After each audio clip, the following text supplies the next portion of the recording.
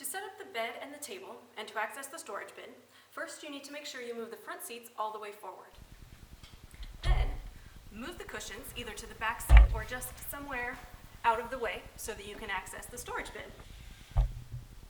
To set up the bed, first remove the bedding stuff sack. Set it aside for now.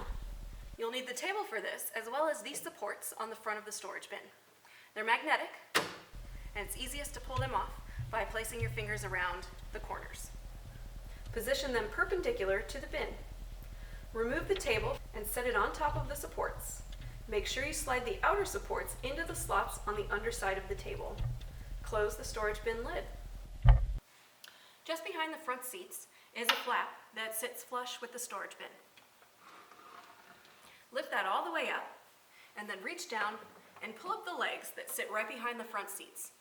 Then you can lay that flap flat on top of the legs. Then place the smallest cushion on top of the flap. Place the larger cushion on top of the table, and position the wedge-shaped cushion on the back seats so that the bed is now flat. Now retrieve the bedding stuff sack. Pull the mattress pad out of the stuff sack and lay it on top of the cushions.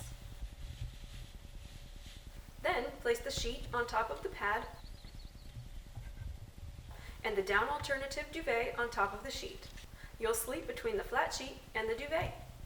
In the morning, it's easiest to just stuff the bedding back into the bag to keep it out of the way. To open up the curtains, first, press the button on the clasp and pull the curtains out of their closure.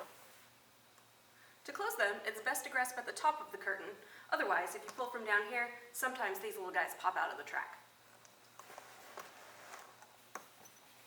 You'll find Velcro to attach the curtains either to themselves or to the walls, and you should be able to block out most of the light.